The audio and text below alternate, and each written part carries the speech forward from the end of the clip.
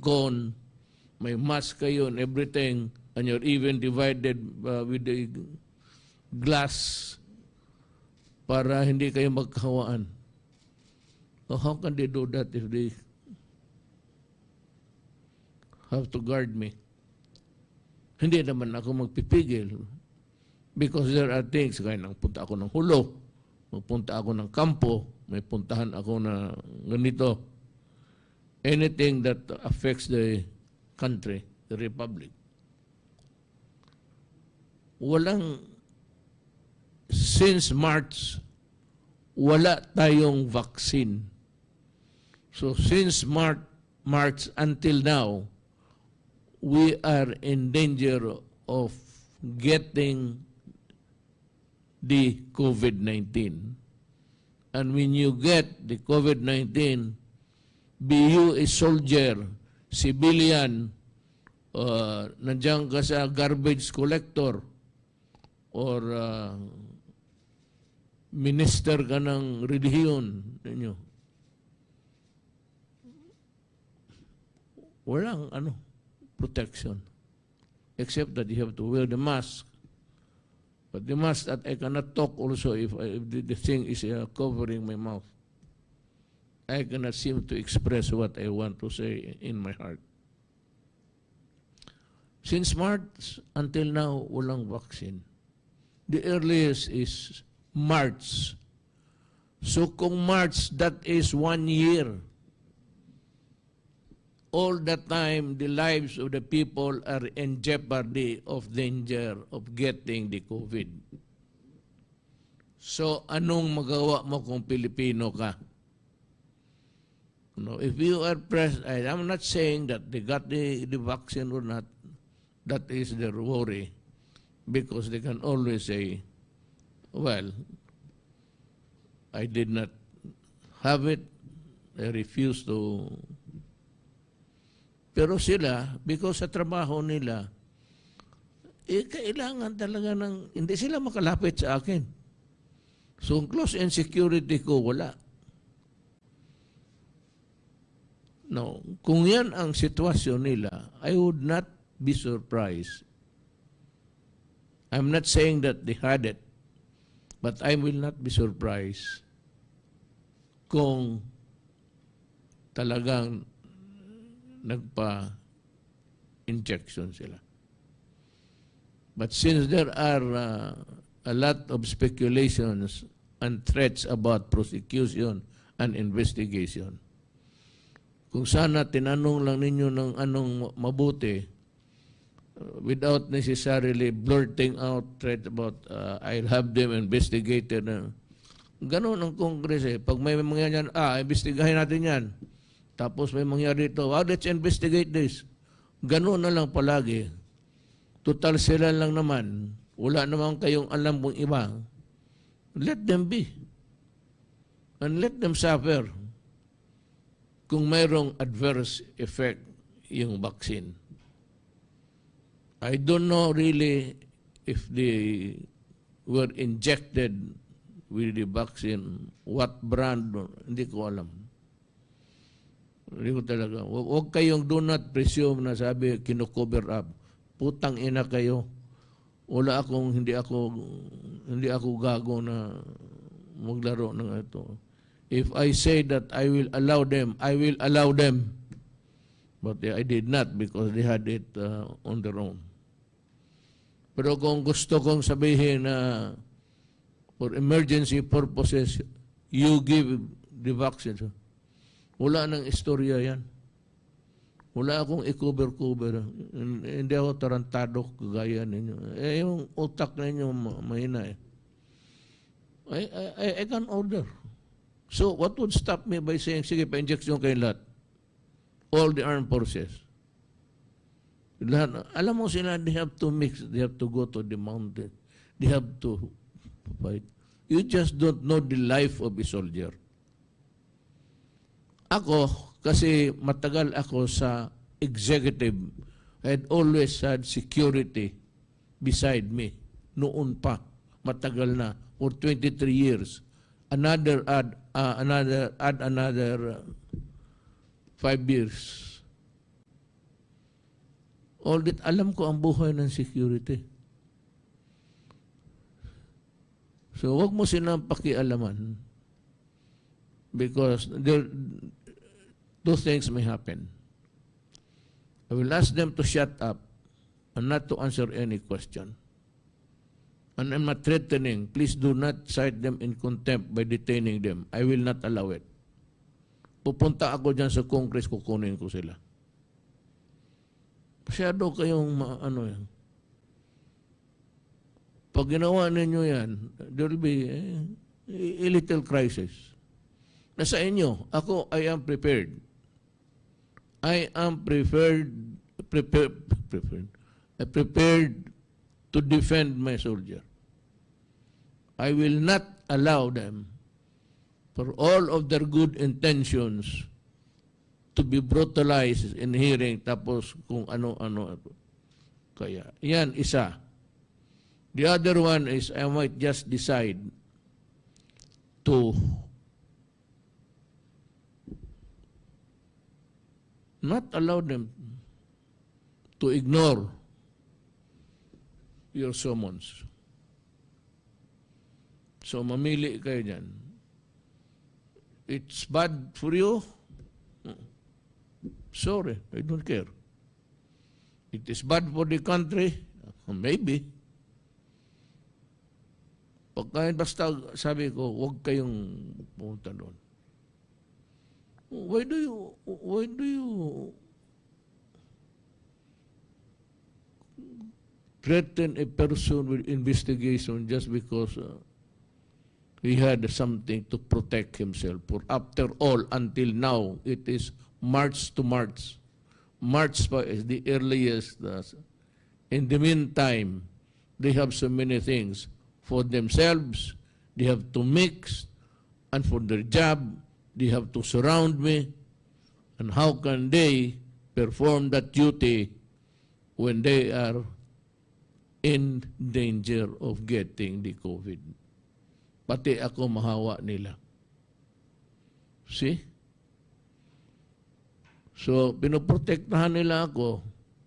Hindi naman ako papayag, nagpoprotektar sila sa akin na ipakulong ninyo. Pakialam na. Hayaan mo silang mamatay kung merong masama na epekto yung I don't know what kind of vaccine, but I don't care. Bahala sila. Buhay nila yun. But kung sabihin ng mga iba protecting because why would not I wait for Domingo to come out? You know why? Hanggang ngayon, at this late day, Pfizer lang ang nag-submit sa FDA. Alam ba ninyo yan? Nakakandahirap na ito si General Galvez. Looking for one, and he has found a light at the end of the tunnel, and he says that the earliest is March. So we started the lockdown March. Magma-March na lang bago pa tayo In the meantime, the lives of these people, the lives of my soldiers are placed on jeopardy because walang choice. Trabaho nila yan. If the intelligence people would say, go to the crowd and mix with them and maybe look for any hostile attitude or hostile act. Ang akin naman nakapalibot, babae at lalaki, hindi naman makalapit sa akin kasi, sir, social distancing. Oh, how can they protect me if the social distancing? So that is the rule. Well, I'm sorry to say you, there is always an exception. You can say all the rules in this world and there will always be an exception. Kagaya ninyo, hindi kayo maaresto while in session. Kaya huwag mong pilitin na magkaroon tayo ng ROCOS dito. Anyway, specific ang grupo eh. PSG lang. Hindi naman lahat civilian. And ang PSG has a good reason to have it. One is, kailangan talaga nila sumidsi doon sa mga tao. Mix with the crowd. And every time na nagharap ako, there are about 20 intelligence guys there in front of me, mixing as if they're also part of the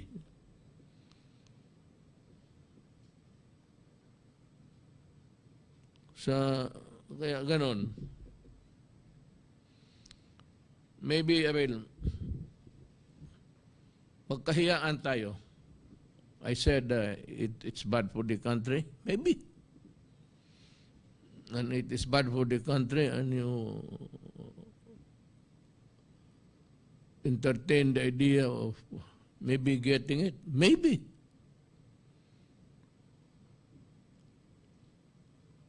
And if you, sabi ko, huwag niyo i-contempt. Talagang, should they appear in Congress, be careful about threatening a guy, forcing him to answer, because the answer would really be something like this. You know, Mr. Congressman, I refuse to answer your question because it might tend to incriminate me. I will translate it sa bugoy. Hindi kita sagutin kasi mapupukulong ako. Tindihan mo. And when you invoke a constitutional right, no adverse implication can be attached to the statement. Hindi ka magsabi. Kung hindi ka magsabi, silence means consent. No, that is not applicable. When a person invokes a constitutional right, whatever it is, that right should be respected and no bad inference. Hindi ka makasabi, ito, ganito, bakit? Kasi complete by itself, it is a sacred one for a citizen of this republic. Ito mga sundalo, ito Pilipino to. You force the issue? Well, I'm sorry. Magkagulo kasi ipahuli ninyo. Putang, hulihin ko yung inutusan ninyo maghuli. Kaya protecting what is the foremost narrative here. Self-preservation, ano ka man. Hanggang ngayon wala pang bakuna. So kung mayroon man magsabi na ito mayroon, baka maayos ito. And they go there and plunge into it.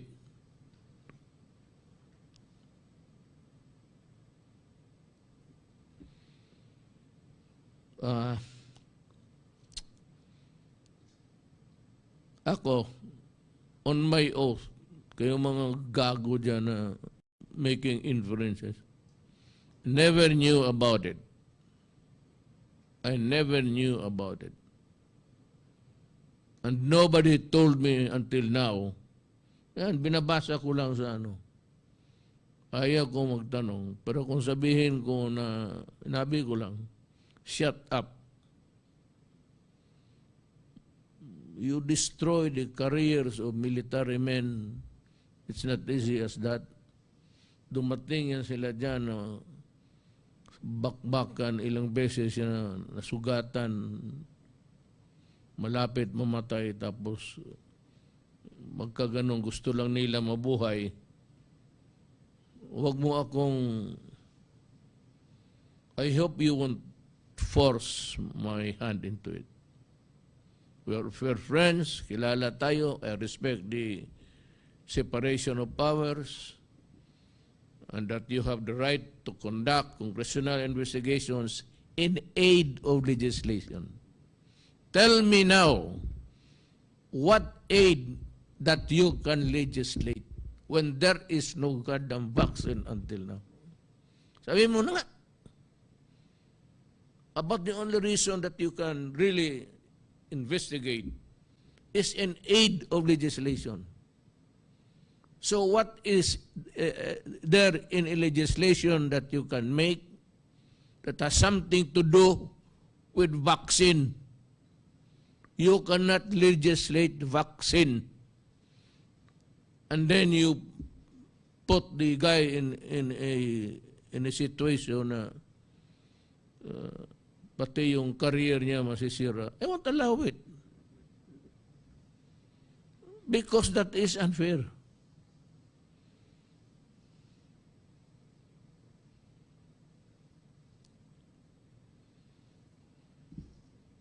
I hope that we understand each other. Ayaw ko talaga ng... I am not the grandstanding type na mag... But do not, I said, force me to do something which is not good. Kung gusto ninyo ng gulo, sige. I think now I will tell Duterte, he's there. Duterte, do not obey the summons. I am ordering you to stay put in the barrack.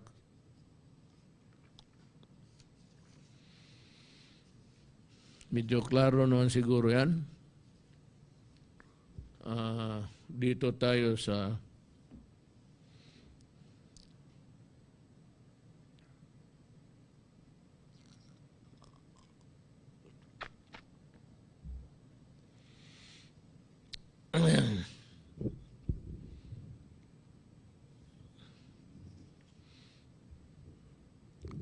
alam mo yung sinasabi nila na in-inject raw, it's being used in Egypt, UAE, the United Emirates, and Dubai. Karamihan mga Pilipino doon, yun ang igamit. Ano ang brand? Milkmaid.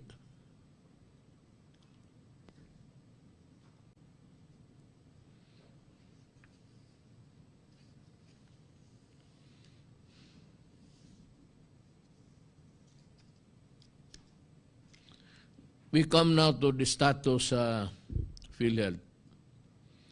There is a move to increase the contribution ng mga members. At this time,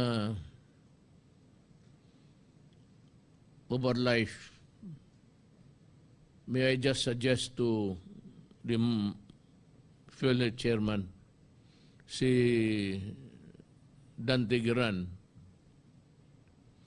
at yung si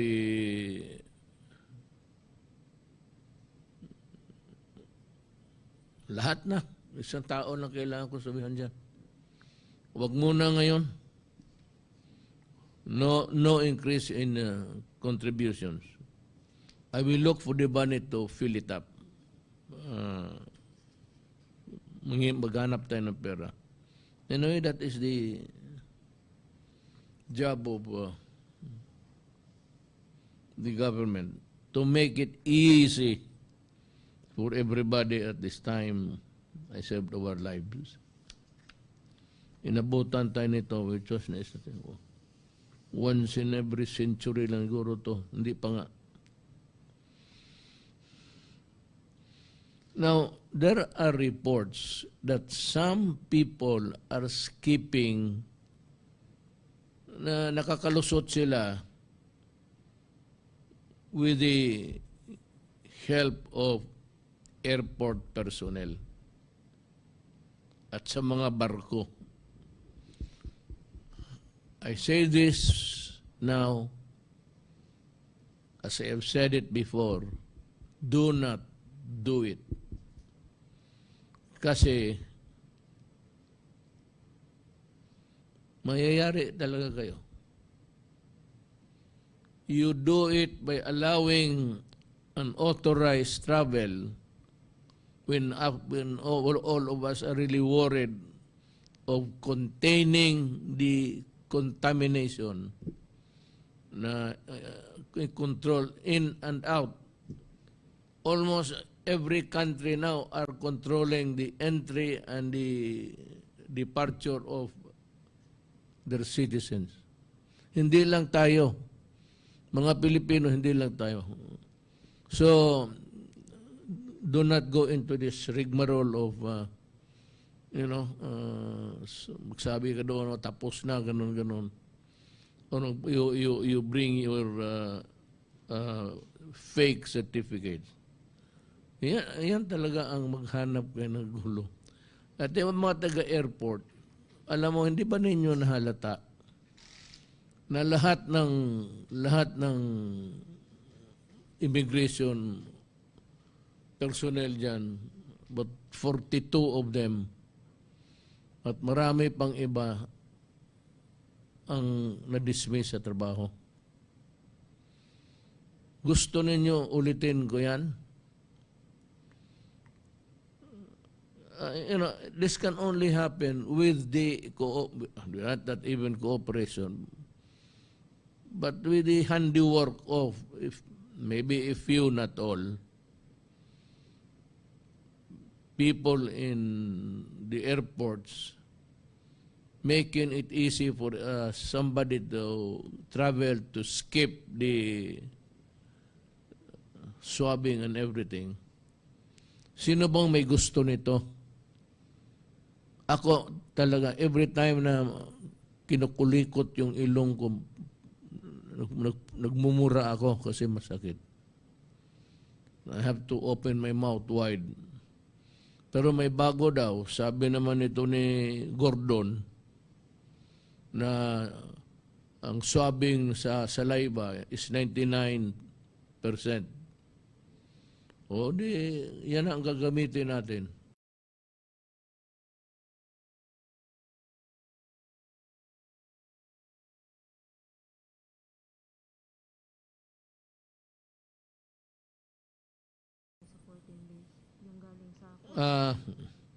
There's another thing. Itong incoming passengers, papasok sa Pilipinas, galing foreign countries, quarantine talaga, mandatory 14 days. Lahat ng countries dito sa mundong ito, yan ang ginagawa. Kasi ito is the safeguard. So, pag may pumasok isa dito, isa lang. Look, kayong mga taga-health dyan, mga taga-quarantine, pagka may na huli lang ako na isa, lahat kayo, palitan ko. I will assign you to the provinces and I will get the new ones from the other assigned in other cities also. Pagpalit kayo. Just I'm just one incident. Tapos kayong lahat. Hindi na bali sa akin kung ikaw o hindi. I do not care if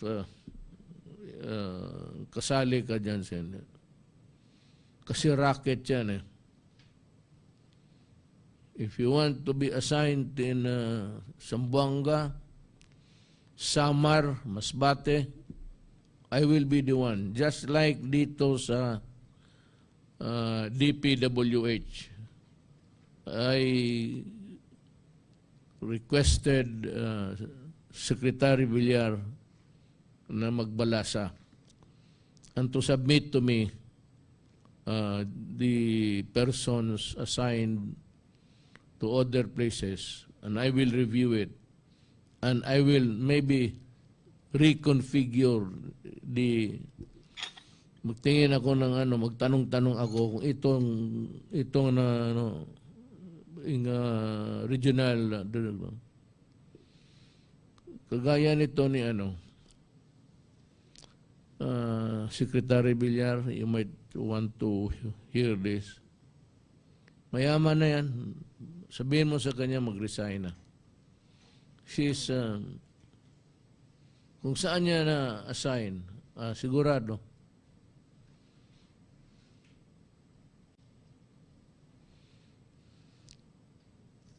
At kung ayaw pa ninyong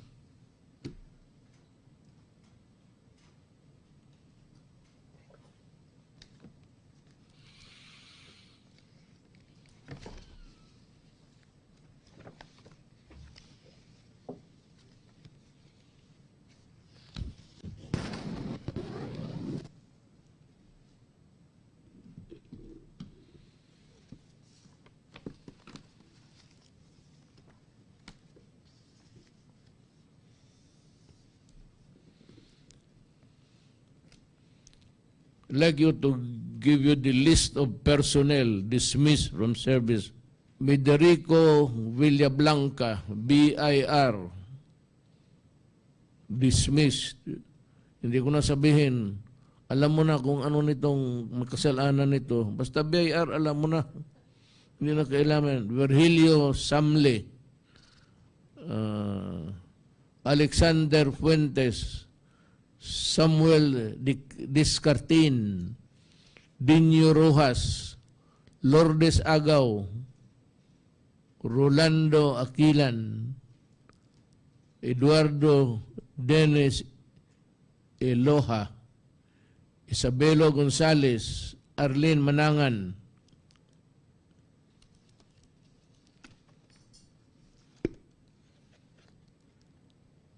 Alexander Monggot sa BIR, ito, hindi na sa BIR, sa DAR, back person. May pending kaso. May isang kaso pa. Filimon Pantaleon, Josephine Bautista, Mary Magdalene, Sus Mariusep, Esperancilia, Lupito Clemente, Gilo Anthony Paca. Alam mo kung mala na.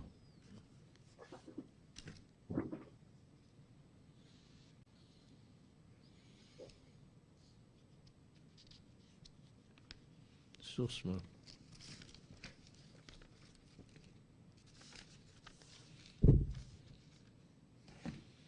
Nathaniel Chavez, Nasir Disalungan, Hermi Kanda, ito sila sa barangay Department of Education, Hermi Kanda, Madyangan High School, Rona Salarda Quintero, Municipality of Biliran, Corazon Hervasio, Municipality of Alogisan, Cebu, Christopher Perez Brigoli. Sa Tagbilaran is Christine Ipanag. Itong si Christopher BIR. Itong si Hervasio Revenue Collection. Tingnan natin kung marami pa. Basahin natin para ayaw talaga ninyo. Sinabi ko na.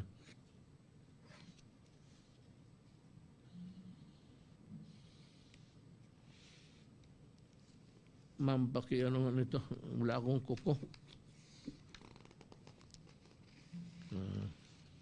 Isa. Janet Chaplon, Barangay Lanag, Santa Barbara, Iloilo. Barangay teacher. Grave dishonesty, grave misconduct. Sa sunod yung madagdag.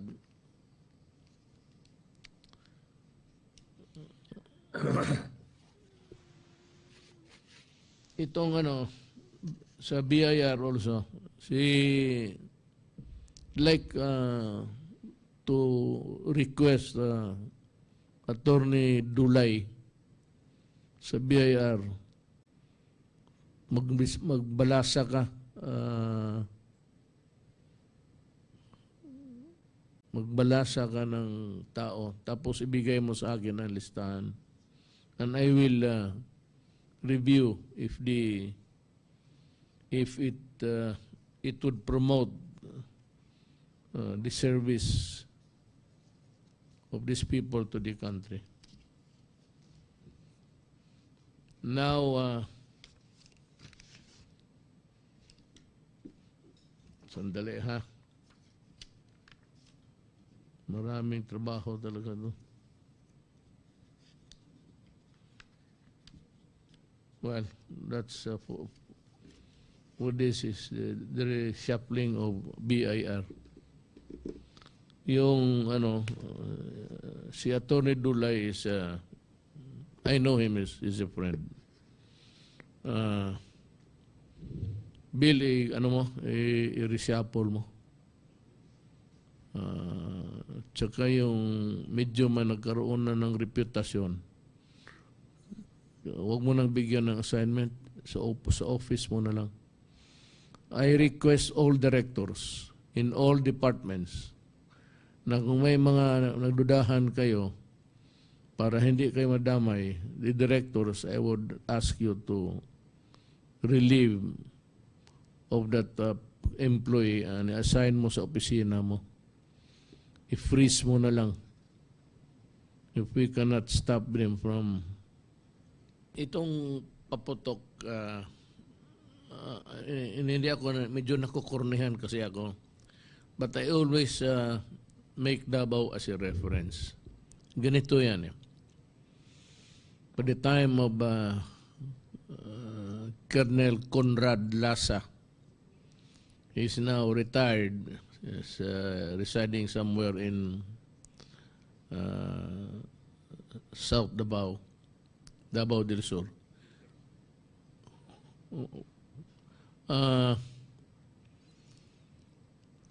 Siya yung sinabi ko noon when I started to toy with the idea of really prohibiting fireworks and everything. Sabi ko, kaya mo ba ito hintuin? Sabi niya, Mayor, pag inutusan mo ako, gagawin ko. So, there was an appeal by him and me that ideally we should not be playing with firecrackers and explosives because it is deleterious to the health of the people. First implementation niya, meron, hindi lahat. Especially yung hindi taga Davao. And for our brother Moro vendors na hindi rin alam mag-ano dito. So, more or less, sabi ko sa kanya, just yung kung maniwala lang. But I was making an appeal to the public, to the Davaoenos, that it will be to their advantage if we avoid totally. On the second year of the implementation, Davao was quiet. And last, this year's awa rin ako sa mga bata kasi makikita nila doon sa mga TV yung fireworks. But Davao was really very silent. Just like para tuloy ng Bernie Santo. Ngayon, ganito na lang. So as not to deprive the Bukawi residents of their livelihood,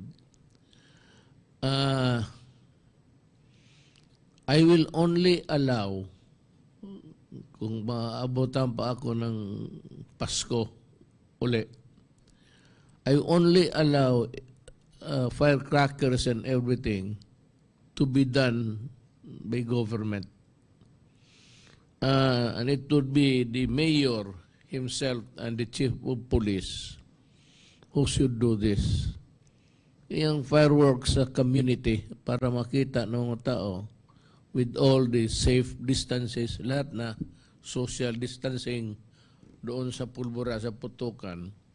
And it would behoove on the mayor to see to it that everything or everybody and everything is in place and everybody is safe.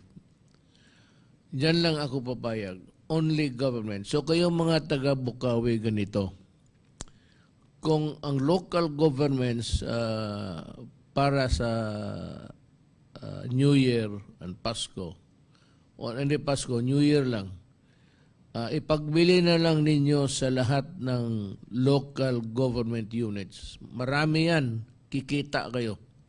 Kasi bibili lahat. But sell it only to the police. Ang police ang magbili, sabihin niya sa mayor, Mayor, may nabili ako dito. Ganitong so much volume of firecrackers. Kung gusto nilang maganda na presentation, okay lang.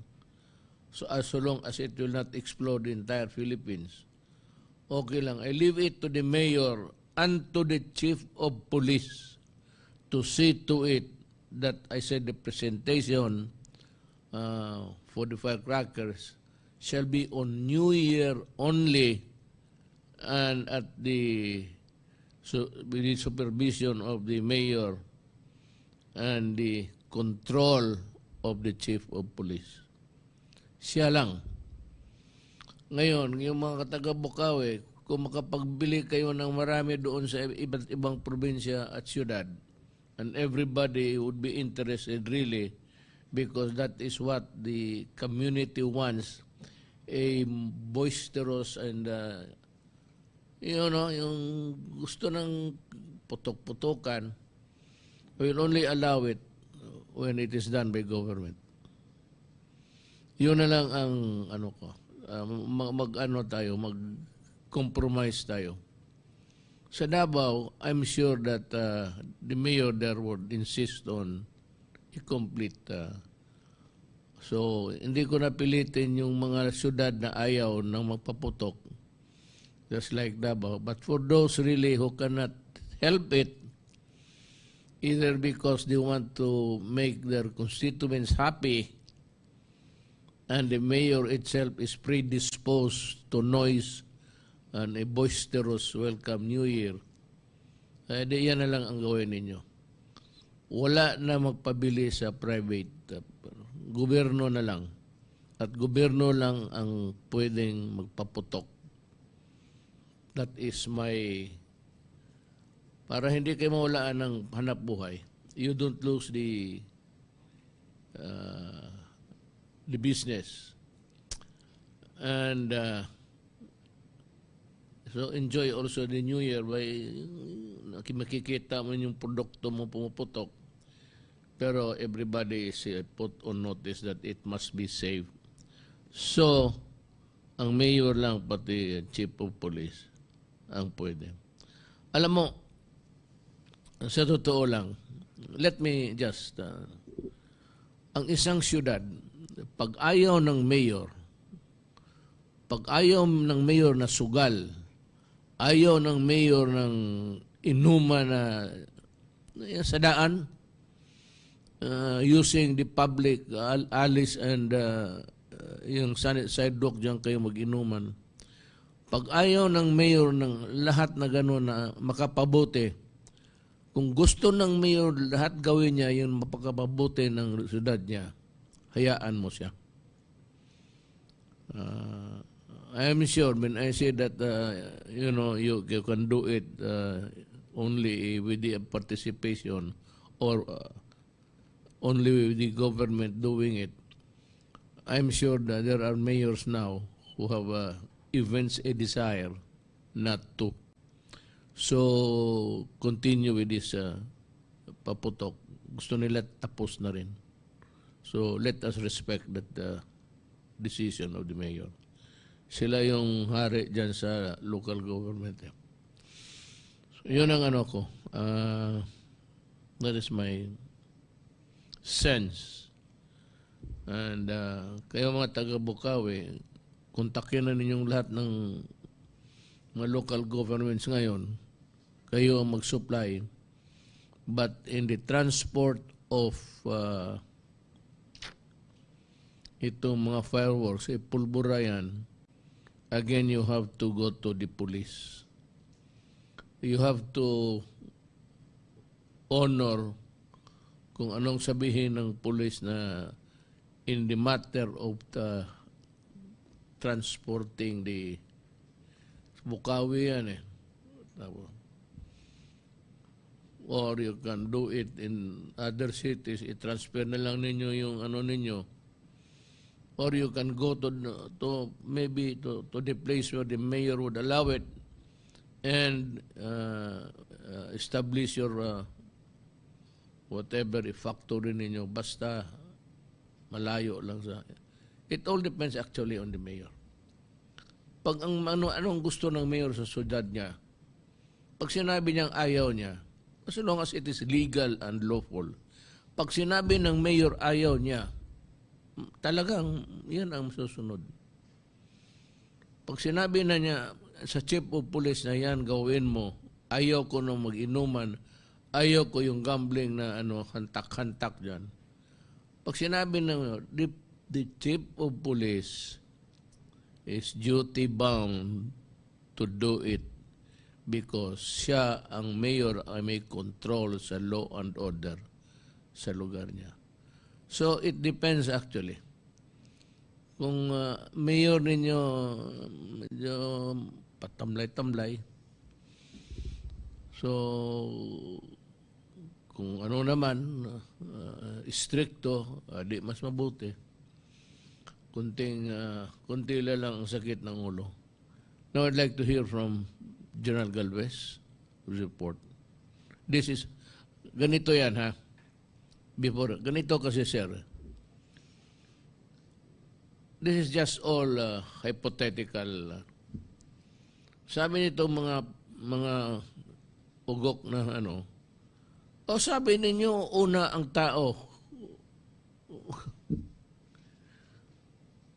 Ang unang bakuna para sa tao, yung tinatrabaho ni General Galvez. Kung totoo man itong sa PSG, hindi ito para sa inyo. Kung ano man ang in-injection nila dyan, anti-malaria or anti-whatever, hindi ito kayo kasali nito. This is ako hindi ko alam eh. Alam ko, tapos na. So, hindi ito para sa inyo. Huwag kayong mag-yaw-yaw dyan na, akala ko ba. At even if talagang mauna talaga ang military. Ang military at ang pulis ang mauna. Kasi pag mawalaan tayo ng pulis pati military, out of control ang bayan. Una, kayo sabay sa military. Sabay-sabay kayo. Yung mga mahirap na nasa listahan ng we will follow the list provided by the DSWD. Ulit hindi ito para sa inyo na magyaw-yaw kayo na akala ba namin kami mauna? You shut up because General Galvez is working on it. We'll hear from it now. Sir, Mr. President, Mayor, fellow cabinet members, mga kababayan, good evening. Para po sa gabing ito, ako po ay magbibigay ng ulat ng mga updates sa global status ng mga vaccine. Ito pong status nito, ito po yung mga tinatawag na nabigyan ng mga emergency use authorization para malaman po natin mga kababayan na ang kinukuha po natin, inuuna po natin itong mga vaccine na to para maging safe at saka effective na ipapabakuna po natin sa ating mga tao, lalo na po sa mahihirap at sa ating mga frontliners. Sa makita po natin sa coronavirus tracker, meron po tayong more or less 100 po na bakuna na tinitingnan. 44 po ang nasa phase 1, 20 ang nasa phase 2, 19 ang nasa phase 3, at yung 6 po may limited authorization na po, at mayroon po tayong 3 na approved sa stringent authority. I-discuss po ito, Mayor, para po maintindihan ng mga tao. Next slide, please. Kung makita po natin sa vaccine timelines, nandito na po ngayon tayo sa January. Kung makita po natin, nagsimula po ang mga clinical trials noong June at saka July. Nakikita po natin na yung Sinovac, Sinopharm, AstraZeneca at saka yung Pfizer, yan ang mga nangungunang nagkaroon ng mga phase 3 clinical trial. At nakikita po natin na ang Sinovac at saka yung Sinopharm ay nabigyan po sila ng EUA or yung emergency use for limited use. Katulad po ng Sinovac, limited use for tinatawag nating elderly at saka tinatawag nating yung vulnerable sector. Yung sinasabi nga niyo po, mahal na Presidente, yung Cancino ay inilaan po yan para sa military. Ang kanyang limited use is for the military. At ang Sinopharm ay para po sa general use. At nakikita po natin, ang nagkaroon ng stringent regulatory authorization sa US at sa UK ay yung Pfizer. Pangalawa po ang Moderna at sumunod po ang AstraZeneca.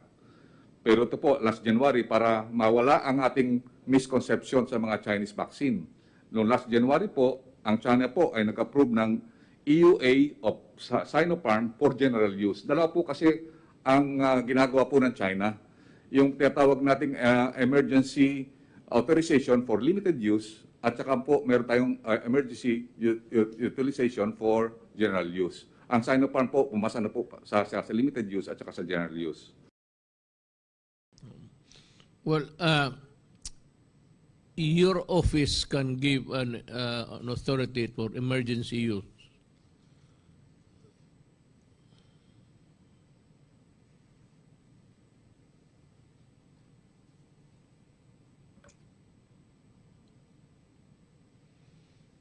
Did you hear me, Attorney Domingo? Sorry po, I did not hear you, Opo. Pwede ka ba magbigay ng emergency clearance for the use of vaccines in the Philippines? Sir, for if it's going to be a smaller group po, for example po yung PSG, and of course priority naman po talaga nila na kayo ay protectionan, then we can give po compassionate special permit for this. Kasi maliit lang naman po yun, and then a hospital can take care of it, and a doctor can administer them safely, and of the people who will be vaccinated. So for small small quantities, kahit po wala pang EUA, we can do special permits for that. There's a way po to naintindihan naman po natin yung importance po ng what they do, and there's a safe way to do it if kung gusto po nilang gawin. So kung wala nang iba, if there's nobody who would like to talk, wala nang idagdag, we will end this meeting. And I say maraming salamat sa inyo lahat.